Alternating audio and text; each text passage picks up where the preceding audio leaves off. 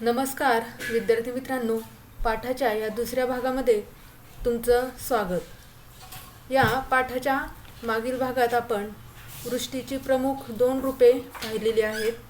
ती म्हणजे हिम व गारा। हिम व गारांची निर्मिती वातावरणात कशी होते हेही आपण पाहिले आहे। त्याचबरोबर पाठाच्या पूर्वी जी ॲक्टिव्हिटी दिलेली होती ती पण आपण सोडवली आहे, कारण ही ॲक्टिव्हिटी पाठाला पूरक होती। त्यामुळे आपण या पाठात नेमकं काय शिकणार आहोत याची आपल्याला कल्पना आली। मला वाटतं काल मी तुम्हाला स्वाध्याय म्हणून एक प्रश्न दिलेला होता, तो म्हणजे हिम व गारा यांच्यावर टिप लिहा व त्यामधील फरक स्पष्ट करा। हा प्रश्न तुम्ही सोडवला असेल याबद्दल मला खात्री आहे। आज आपण वृष्टीचे तिसरे प्रमुख रूप पाहणार आहोत, ते म्हणजे पर्जन्य किंवा पाऊस। पण त्याआधी आपण एक प्रयोग करणार आहोत, त्यामुळे वातावरणात पर्जन्याची क्रिया कशी घडते हे तुम्हाला समजणार आहे। मग या प्रयोगासाठी कोणकोणते साहित्य लागणार आहे ते बघा। तुम्हाला धातूचे झाकण असलेली एक काचेची बरणी घ्यायची आहे। त्याचबरोबर खिळा, हातोडी, गरम पाणी, बर्फाचे खडे व मूठभर खडे मीठ घ्यायचे आहे। हे झालं तुमचं प्रयोगाचं साहित्य। आता आपण प्रत्यक्ष कृती काय करायची आहे हे बघणार आहोत, ठीक आहे। सर्वात प्रथम तुम्ही धातूचे झाकण असलेली एक काचेची बरणी घ्यायची आहे। नंतर या बरणीचे झाकण बाजूला काढायचे आहे व या झाकणाला वरच्या बाजूस खिळा व हातोडीच्या साहाय्याने टोचे पाडायचे आहेत। पण टोचे पाडताना झाकणाला छिद्र पडणार नाहीत याची काळजी पण घ्यायची आहे। त्यानंतर बरणीत 1/3 भागापर्यंत वाफाळलेले पाणी भरायचे आहे। पाणी उकळलेले नसावे ह्याची काळजी घेणं आवश्यक आहे। आता हे सर्व झाल्यानंतर काचेच्या बरणीवर टोचे पाडलेले झाकण घट्ट बसवायचे आहे। त्याचबरोबर बरणीतील पाण्याची वाफ बाहेर पडणार नाही याची सुद्धा काळजी तुम्हाला घ्यायची आहे। सर्वात शेवटी बरणीच्या झाकणावर बर्फाचे तुकडे, मूठभर खडे मीठ व थोडेसे पाणी टाकायचे आहे व बरणीचे निरीक्षण करायचे आहे व पाऊस अनुभवायचा आहे। हा अनुभव येण्यास 10 ते 15 मिनिटाचा कालावधी लागेल हे लक्षात घ्या। ह्या बरणीचं जर तुम्ही निरीक्षण केलं तर आपला प्रयोग ह्या ठिकाणी सक्सेसफुल झालेला आहे असं आपल्याला म्हणता येईल, कारण ह्या बरणीमध्ये आपल्याला पर्जन्य किंवा पाऊस पडताना दिसत आहे हे लक्षात घ्या। तुम्ही हा प्रयोग घरी करू शकता व प्रयोग करत असताना त्याचा व्हिडिओ बनवून आम्हाला सेंड करू शकता। विद्यार्थी मित्रांनो, तुम्ही जेव्हा प्रयोग करून बघता त्यावेळी साहित्य गोळा करता व कृती करता व नंतर त्याचे निरीक्षण करून अनुमान किंवा निष्कर्ष काढत असतात। या प्रयोगातील तुम्ही वरील 3 कृती केलेल्या आहेत, म्हणजेच अगोदर साहित्य गोळा केलं, त्याच्यानंतर कृती केली आणि निरीक्षण केलं। आता आपल्याला शेवटची गोष्ट करायची आहे, म्हणजे या प्रयोगाचं अनुमान किंवा निष्कर्ष आपण काढणार आहोत। बरणीतील गरम पाण्याची वाफ हलकी असल्यामुळे ऊर्ध्वगामी दिशेने म्हणजेच बरणीच्या तळाकडून झाकणाकडे जाते, पण ही वाफ बरणीच्या बाहेर जाऊ शकत नाही, कारण बरणीचे झाकण आपण घट्ट लावलेले आहे। शिवाय आपण बरणीच्या झाकणावर बर्फ ठेवल्यामुळे वाफेला थंडावा लागतो व त्यामुळे वाफेवर सांद्रीभवनाची क्रिया घडून येते। परिणामी वाफेतून तयार झालेले जलकण झाकणाच्या आतील बाजूस जमा होतात। धातूच्या झाकणावर केलेल्या टोचांमुळे हे जलकण तेथे एकत्र येऊन थेंबांच्या स्वरूपात खाली पडतात व अगदी अशाच प्रकारची क्रिया वातावरणात घडते, फक्त तिचे प्रमाण मोठे असते हे लक्षात घ्या। आता आपण पाऊस म्हणजेच पर्जन्याचे प्रकार हे पाहणार आहोत। पर्जन्याचे 3 प्रकार आहेत, आरोह किंवा अभिसरण पर्जन्य। दुसरा प्रकार आहे तो म्हणजे प्रतिरोध पर्जन्य किंवा पाऊस। तर तिसरा प्रकार आहे तो म्हणजे आवर्त पाऊस। हे पावसाचे प्रकार बघण्या अगोदर आपण पाऊस किंवा पर्जन्य ही संकल्पना पाहणार आहोत। विद्यार्थी मित्रांनो, पर्जन्य किंवा पाऊस हा पाण्याचा मुख्य स्रोत आहे। म्हणजेच आपल्याला पाणी मुख्यतः पावसाच्या स्वरूपात उपलब्ध होते. हवेमध्ये बाष्प असते हेही आपल्याला माहिती आहे. आणि ही बाष्पयुक्त हवा उंच गेल्यावर ह्या हवेचे तापमान कमी होते, कारण जसजसे उंचावर जावे तसतसे तापमान कमी कमी होत जाते, हे आपल्याला माहिती आहे. आणि या बाष्पयुक्त हवेचे तापमान कमी झाले की हवेतील बाष्पाचे सांद्रीभवन होते. त्यामुळे तयार झालेले जलकण व हवेमधील धूलिकण एकत्र येऊन ढग तयार होतात. आणि जसजसे ढगांमधील जलकण आकाराने मोठे होऊ लागतात आणि हे मोठे जलकण हवेत तरंगू न शकल्यामुळे जलकणांची पावसाच्या स्वरूपात वृष्टी होते, म्हणजे त्याला आपण पर्जन्य म्हणतो. मगाशी मी सांगितल्याप्रमाणे पावसाचे 3 प्रकार केले जातात. त्यातला पहिला प्रकार आहे तो म्हणजे आरोह किंवा अभिसरण पाऊस. याचा आता आपण स्वरूप बघणार आहोत. ठीक आहे. आपल्याला सर्वांना माहिती आहे की विषुववृत्तीय प्रदेशात सूर्याची किरणे ही लंबरूप पडतात. या ठिकाणी तुम्हाला चित्रामध्ये दाखवलेले पहा, लाल रंगाने जो भाग दाखवलेला आहे तो विषुववृत्ताचा आहे. सूर्यकिरण त्याच्यावर लंबरूप पडतायत हे देखील आपल्याला लक्षात येते. आणि लंबरूप किरणांमध्ये सूर्याची उष्णता जास्त असते हे सुद्धा आपल्याला माहिती आहे. त्यामुळे ह्या भागात सूर्याच्या उष्णतेमुळे भूपृष्ठ तापायला लागतं व त्यालगतची हवा सुद्धा तापते व त्यामुळे हवा प्रसरण पावते व हलकी होते आणि ती वर जाऊ लागते. उंच गेल्यावर ही हवा थंड होते आणि आपल्याला माहिती आहे की थंड हवेची बाष्पधारण क्षमता कमी असते. त्यामुळे होतं काय, हवेतील बाष्पाचे सांद्रीभवन होते व जलकण बनतात व त्यापासून हा पाऊस पडतो. विषुववृत्तीय प्रदेशात असा पाऊस बहुधा दररोज दुपारनंतर पडतो. अशा प्रकारच्या पावसामध्ये रोजच विजांचा कडकडाट व ढगांचा गडगडाट होतो, हे या पावसाचं वैशिष्ट्य आहे. अशा प्रकारचा पाऊस आफ्रिकेतील कांगो नदीचे खोरे व दक्षिण अमेरिकेतील ॲमेझॉन नदी खोऱ्याच्या विषुववृत्तीय भागामध्ये असा पाऊस म्हणजेच आरोह प्रकारचा पाऊस पडतो. आणि या प्रकारच्या पावसाचा प्रदेश पृथ्वीवर खूपच मर्यादित आहे हे पण आपल्या लक्षात येतं. ठीक आहे. आणि हवेच्या अभिसरण क्रियेमुळे विषुववृत्तीय भूभागात बहुधा दुपारनंतर पाऊस पडतो, परंतु तेथील समुद्रावर अभिसरण पाऊस दुपारी पडत नाही, कारण उष्णकटिबंधीय प्रदेशात जास्त तापमान असल्याने अभिसरणाची क्रिया घडून येते व त्यामुळे तेथील भूभागावर पाऊस पडतो. तसेच पाणी व भूपृष्ठ तापण्याचे परिणाम वेगवेगळे आहेत. भूपृष्ठ लवकर तापते व लवकर थंड होते, पण त्या तुलनेत पाणी सावकाश तापते व उशिरा थंड होते. भूपृष्ठावरील हवा गरम होते, प्रसरण पाहून वरती जाते व तिची रिकामी जागा पाण्यावरील हवा भरून काढते. असे अभिसरण प्रवाह समुद्रावर निर्माण होत नाहीत. त्यामुळे जमिनीवर अभिसरण पाऊस पडत असला तरी विषुववृत्तीय समुद्रावर दुपारी अभिसरण किंवा आरोह प्रकारचा पाऊस पडत नाही, हे लक्षात घ्या. आरोह किंवा अभिसरण पावसाची वैशिष्ट्ये थोडक्यात आपल्याला सांगता येतील. विषुववृत्तीय प्रदेशात रोज दुपारी आरोह पाऊस पडतो.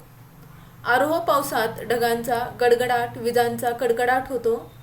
दक्षिण अमेरिकेत ॲमेझॉन व आफ्रिकेतील कांगो नदीचे खोरे हे आरोह पावसाचे प्रदेश आहेत. हा पाऊस स्थानिक आहे आणि मर्यादित क्षेत्रातच पडतो आणि या पावसाची निश्चितता जास्त असते, म्हणजे हा पाऊस पडणार म्हणजे पडणारच, हे लक्षात घ्या. यानंतर आपण पाहणार आहोत प्रतिरोध पर्जन्य. या आकृतीमध्ये तुम्हाला प्रतिरोध पर्जन्य कसा पडतो हे दाखवलेलं आहे. ठीक आहे. समुद्रावरून किंवा मोठ्या जलाशयावरून येणारे वारे बाष्पयुक्त असतात. त्यांच्या मार्गात येणाऱ्या उंच पर्वतरांगांमुळे ते अडवले जातात.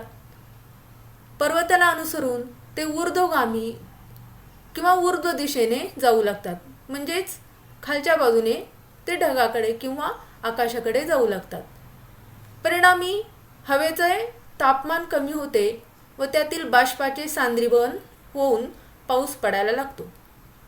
या पर्वतरांगांच्या अडथळ्यांमुळे प्रतिरोध प्रकारचा पाऊस पडतो. पर्वताच्या वाऱ्याकडील बाजूवर जास्त प्रमाणात पाऊस पडतो. पर्वत ओलांडल्यावर वाऱ्यातील बाष्पाचे प्रमाण कमी होते. तसेच हवेची बाष्पधारण क्षमता वाढते आणि वाऱ्याच्या विरुद्ध दिशेकडील पर्वताच्या बाजूस पावसाचे प्रमाण कमी झालेले आपल्याला दिसून येते. त्यामुळे हा पर्जन्य छायेचा प्रदेश म्हणून ओळखला जातो. आकृती क्रमांक 5.5 अ आणि ब हे आपल्याला पाहिजे आहेत. ठीक आहे. ह्याच्यामध्ये तुम्हाला आकृती क्रमांक 5.5 अ प्रतिरोध पर्जन्याची ही आकृती आहे. दुसरा आहे आकृती 5.5 ब महाराष्ट्राचा भूप्रदेशाचा आडवा छेद व पर्जन्य स्थिती ह्या आकृतीमध्ये दाखवलेली आहे. तर ह्या आकृतीचं आपल्याला निरीक्षण करायचं आहे आणि हे निरीक्षण केल्यानंतर आपल्याला ही संकल्पना चांगल्या पद्धतीने समजणार आहे. साधारणपणे भारतीय उपखंडाचा आपण विचार केला तर मोसमी पावसाचा परिणाम मोठा असतो हे आपल्याला आधीच्या इयत्तांमध्ये पाहिल्यामुळे माहिती आहे. या वाऱ्यापासून भारतात पडणारा पाऊस हा प्रतिरोध प्रकारचा आहे हे आपल्या लक्षात येतं. या आकृतीत दाखवल्याप्रमाणे अरबी समुद्रावरून आलेले बाष्पयुक्त वारे सह्याद्री पर्वतामुळे अडवले जातात. यामुळे कोकणात जास्त पाऊस पडतो कारण कोकण सह्याद्री पर्वताच्या वाऱ्याकडील बाजूस आहे. पण जसजसे वारे पुढे पुढे जाते तसतसे त्यांच्यातील बाष्प कमी होते व पावसाचे प्रमाणही कमी कमी होते हे लक्षात घ्या. या आकृतीवरून आपल्याला काही प्रश्न विचारलेले आहेत. याची उत्तरे दिल्यानंतर प्रतिरोध पर्जन्य ही संकल्पना अधिक चांगली आपल्याला समजणार आहे. प्रश्न पहिला आहे, महाराष्ट्रात कोणत्या प्रकारचा पाऊस पडतो? महाराष्ट्रात प्रतिरोध प्रकारचा पाऊस पडतो हे लक्षात घ्या. महाराष्ट्रातील पर्जन्य छायेचा प्रदेश कोणत्या भागात येतो? महाराष्ट्रातील पर्जन्य छायेचा प्रदेश सह्याद्री पर्वताच्या पूर्वेकडे येईल. म्हणजेच धुळे, पुणे, नाशिक, अहमदनगर, सातारा, सांगली व सोलापूर या जिल्ह्यांचा काही भाग ह्या प्रदेशामध्ये येताना आपल्याला दिसून येतो. यानंतरचा प्रश्न तुम्हाला सोडवायचा आहे. यावर छोटा प्रकल्प सुद्धा होऊ शकतो. आकृतीचा विचार करता तुमच्या जिल्ह्यातील पर्जन्याबाबत अंदाज तुम्हाला करायचा आहे व त्याची चर्चा करून ती माहिती तुम्हाला वहीमध्ये लिहायची आहे. ठीक आहे. यानंतर आपण आवर्त पावसाचे स्वरूप पाहणार आहोत. आता लक्षात घ्या, आवर्त पाऊस म्हणजे काय किंवा त्याचं स्वरूप आपल्याला या ठिकाणी आता पाहायचं आहे. आवर्त पाऊस म्हणजे एखाद्या ठिकाणी कधीकधी हवेचा दाब आसपासच्या प्रदेशापेक्षा कमी होतो. त्यातून हवेची विशिष्ट प्रकारची रचना तयार झालेली आपल्याला दिसून येते. या रचनेस काय म्हणतात तर आवर्त असं म्हणतात. आणि आवर्ताच्या केंद्रभागाकडे आसपासच्या प्रदेशात हवा चक्राकार पद्धतीने येऊ लागते किंवा गोलाकार पद्धतीने येऊ लागते व केंद्रभागामधील हवा वर जाऊ लागते. ही हवा उंच गेल्यावर तिचे तापमान कमी होऊन हवेतील बाष्पाचे सांद्रीभवन होते आणि पाऊस पडायला लागतो किंवा पाऊस पडायला सुरुवात होते. आणि असे आवर्त ज्या प्रदेशावरून जातात तेथे हा पाऊस पडतो. सर्वसाधारणपणे आवर्त पाऊस समशीतोष्ण कटिबंधामध्ये जास्त प्रमाणात पडतो. त्याचं क्षेत्र देखील विस्तीर्ण असतं. त्या मानाने उष्ण कटिबंधात पडणारा आवर्त पाऊस मर्यादित क्षेत्रावर पडतो व तो वादळी स्वरूपाचा असतो हे लक्षात घ्या. प्रतिरोध प्रकारचं पर्जन्य जगात जास्त भागात पडतो. त्यानंतर आरोहक किंवा अभिसरण पर्जन्य हा प्रादेशिक स्वरूपाचं पर्जन्य आहे. विषुवतीय भागात पडणाऱ्या आरोह पर्जन्यामध्ये बरीच निश्चितता असते, त्या मानाने प्रतिरोध व आवर्त पर्जन्यात निश्चितता कमी असते. त्यामुळे या प्रकारच्या पर्जन्य क्षेत्रांना काही वेळेस अतिवृष्टी, पूर तर काही वेळा अवर्षणासारख्या आपत्तींना तोंड द्यावे लागते, हे लक्षात घ्या. ठीक आहे. मला वाटतं आवर्त पावसाची संकल्पना तुम्हाला व्यवस्थित समजलेली असेल. यानंतर आपण आकृती 5.7 मध्ये दिलेला जागतिक पर्जन्य वितरणाचा नकाशा बारकाईने पाहणार आहोत व त्यावर विचारलेल्या प्रश्नांची उत्तरे देणार आहोत. प्रश्न पहिला आहे, कोणत्या प्रदेशात पावसाचे प्रमाण जास्त आहे? ठीक आहे. विषुववृत्तीय प्रदेश, आग्नेय आशिया किंवा आग्नेय आशियाचा मोसमी पावसाचा प्रदेश, वायव्य युरोप, ऑस्ट्रेलियाची पूर्व किनारपट्टी तसेच अमेरिकेचा पूर्व व पश्चिम किनारा या ठिकाणी किंवा या प्रदेशात पावसाचे प्रमाण जास्त असलेलं आपल्याला दिसून येतं. प्रश्न दुसरा आहे, भारतीय द्वीपकल्पाच्या मध्यभागात पाऊस कमी असण्याचे कारण आपल्याला सांगायचं आहे. सर्वसाधारणपणे भारतीय द्वीपकल्पाचा मध्यभाग दोन्हीकडच्या किनारपट्ट्यांपासून दूर व खंडांतर्गत भागात आहे, त्यामुळे इथे पावसाचं प्रमाण कमी असलेलं आपल्याला दिसून येतं. ठीक आहे. नंतरचा प्रश्न आहे तो म्हणजे विषुववृत्ताजवळ असून देखील मध्य आफ्रिका खंडाच्या पश्चिम किनाऱ्यापेक्षा पूर्व भागात पाऊस कमी असण्याचे कारण काय असेल? तर बघा, आफ्रिकेच्या पूर्व भागात पर्वतीय प्रदेश आहेत आणि त्यामुळे तेथील तापमान तुलनेने कमी असते. म्हणून इथे विषुववृत्तीय भागात जशी अभिसरणाची क्रिया घडून येते तशी क्रिया इथे घडून येत नाही. म्हणून आफ्रिकेच्या पूर्व किनाऱ्यावर पश्चिम किनाऱ्यापेक्षा कमी पाऊस पडतो, हे लक्षात ठेवा. पुढचा प्रश्न आहे तो म्हणजे युरोप खंडाच्या पश्चिम भागात होणाऱ्या जास्त पावसाचे प्रमाण पूर्वेकडे कशामुळे कमी होत असेल? ठीक आहे. युरोप खंडाच्या पूर्वेकडे पावसाचे प्रमाण कमी होत जाते कारण तो भाग पर्वतीय प्रदेशाच्या पूर्वेकडे असल्याचं आपल्याला दिसून येतं. तसेच हा प्रदेश अटलांटिक महासागरापासून दूर आत आहे, त्यामुळे बाष्पयुक्त वारे तेथपर्यंत पोहोचू शकत नाहीत. म्हणून युरोप खंडाच्या पूर्वेकडे पावसाचं प्रमाण कमी झालेलं आपल्याला दिसून येतं. शेवटचा प्रश्न आहे तो म्हणजे ऑस्ट्रेलिया खंडात केवळ पूर्व किनारपट्टीला पावसाचे प्रमाण कशामुळे जास्त असेल? ऑस्ट्रेलिया खंड दक्षिण गोलार्धात असून ऑस्ट्रेलियाचा पूर्व किनारपट्टी व्यापारी वाऱ्यांच्या टापूत येते, हे लक्षात घ्या. व्यापारी वाऱ्यांच्या प्रभावामुळे उत्तर गोलार्धात भूभागांच्या पश्चिम किनाऱ्यावर जसा पाऊस पडतो त्याचप्रमाणे दक्षिण गोलार्धात पाऊस असल्याने ऑस्ट्रेलिया खंडात केवळ पूर्व किनारपट्टीला पावसाचे प्रमाण जास्त असते, हे लक्षात घ्या. तसेच जास्त पावसाचे प्रदेश उष्णकटिबंधातच मोठ्या प्रमाणावर आढळतात कारण या प्रदेशात सतत तापमान जास्त असते. म्हणून या ठिकाणी अभिसरणाची क्रिया मोठ्या प्रमाणात घडते, हे लक्षात घ्या. म्हणून जास्त पावसाचे प्रदेश उष्णकटिबंधातच मोठ्या प्रमाणावर असल्याचं आपल्याला दिसून येतं. ठीक आहे.